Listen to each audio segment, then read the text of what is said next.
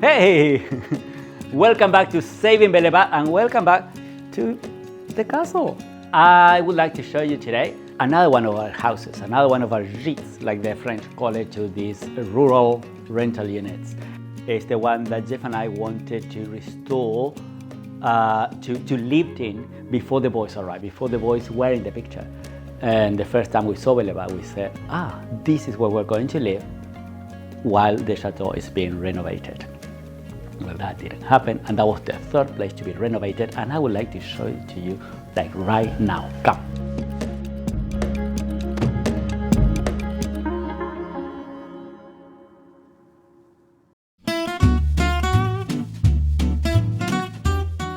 The building sandwiched between those two, between the tower and the big gigantic barn, the one that is behind that brick structure, that used to be the chapel.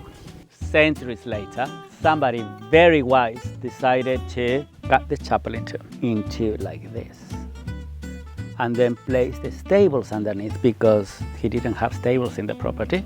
And up there created an apartment, later transformed into an architect's studio, and later on into a luxury rental unit with a Turkish bath. Disgusting, really. Poor taste and awful. It didn't age very well because it was covered in carpet on the walls, on the ceiling, on the floor, next to the toilet. Ew. And then is when we came.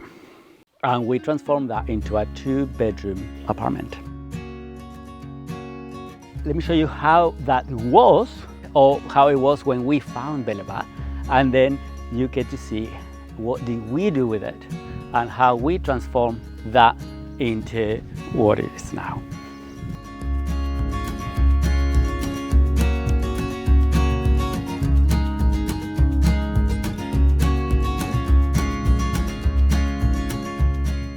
We are almost there. We still need to finish the 2 bedrooms and this kitchen, dining, living room space, and it will be ready. We're changing the floor, we're putting floor really.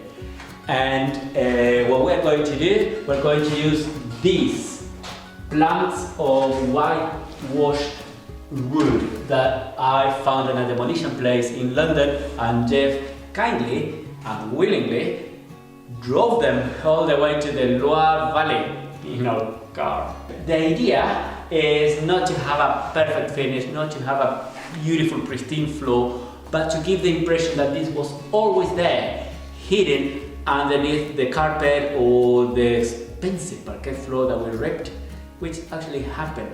This parquet floor was restored with the flooring that was in where now we have 2 bedrooms. But we needed the pieces in order to restore the floors that's been damaged. We're going to start off with our little mat. This is going to be the first thing. It's going to not only insulate a little bit, but also give the flooring a bit of padding to minimize the squeaking noise that the wood floor does. We're going to lay that, seal the seams with the tape, and lay the boards on top. Just simply lay them one next to another, and then we're going to screw it. As I said, we are not after a perfect finish, but after a more casual look.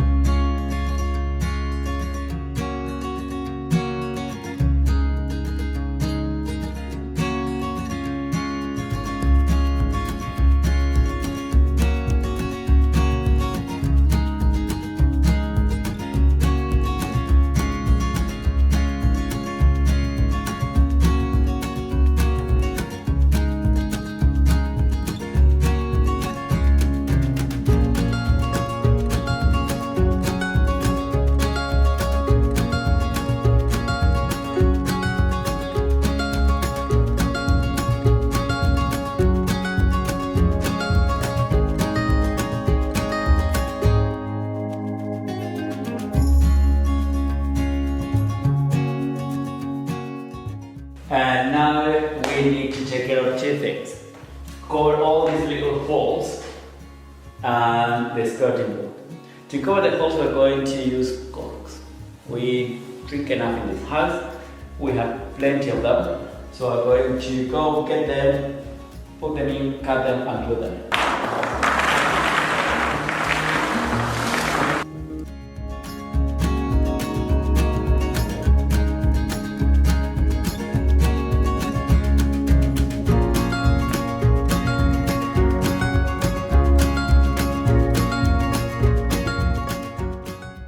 Okay, so we are off to look for trims. We're going to make the skirting board for the bedrooms. So let's see what we can find all the way to town to do that. The idea is to get these pieces of trim right there, put it against the, put it on the wall and make our own skirting, right?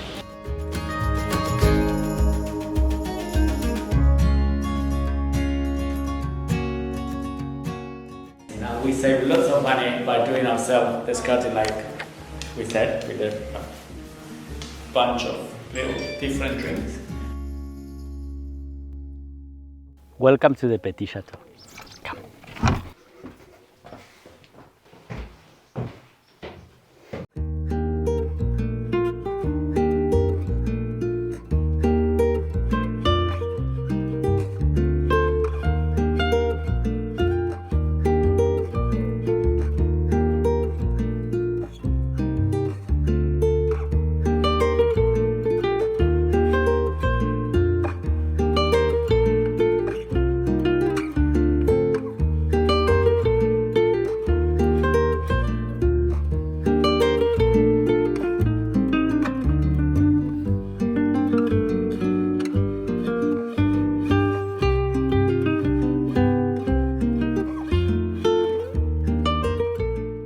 So we had new windows placed, we stripped the walls, we uncovered everything, went back to the bare stone, and that's where we could see all the different transformations along during the different centuries of this beautiful room that once back in the 1500s housed the cook.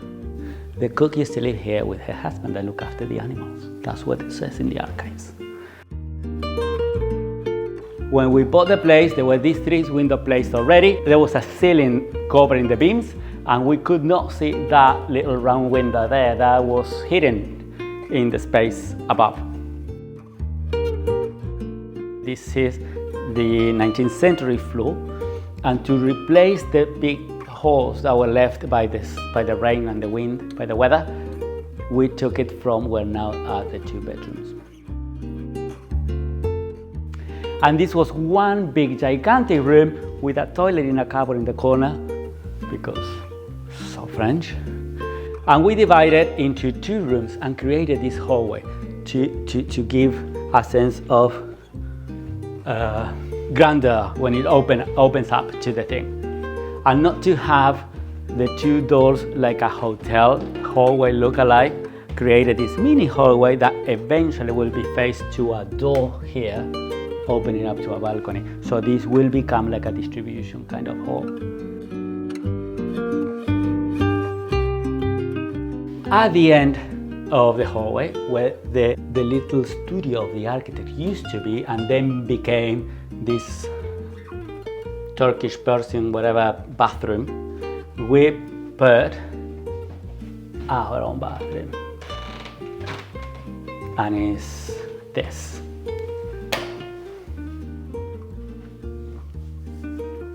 The bathroom is another story because it was too big for a shower and too small for a shower and a bathtub. And the tub itself will get lost in here because the ceilings are too high and it's very dark for it to be seated there. There was no window. And to be fair, who wants to lay in water getting cold in a dark room? No, I'd be like, where are my kidneys? So we put two shower heads instead. At the time, the plumber that was doing that was like, why do you want two shower heads? I was like, well, because one is cold water and one is hot water. I still think that he believes that.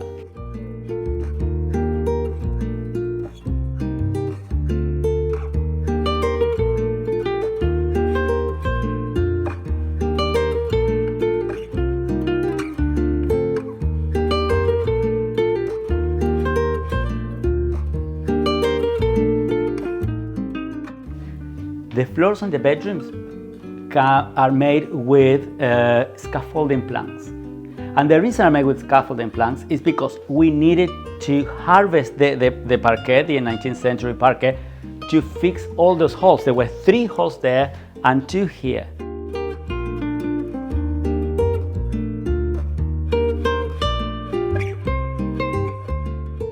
Now, if we come in and we look closely, we will see, look, that the floor, the knots were missing, so it was a holly plank. I simply use corks. We drink enough in this household to cover a world of floor planks.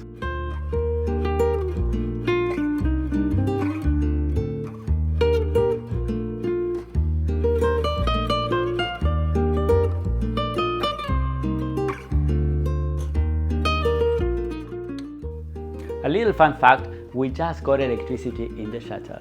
Yes, last week. That means we can eventually have heating, but we do not have heating there yet. So this year, this winter, this is the house we're going to close for the family. This will be our bedroom, and this is going to be turned into a kids' room.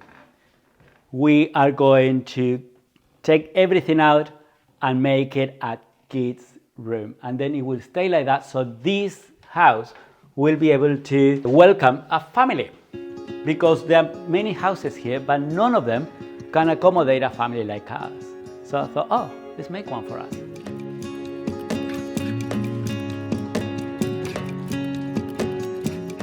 It's one of the people's favorite, really. One of my favorite stories about this place, it was this lovely family that stayed here.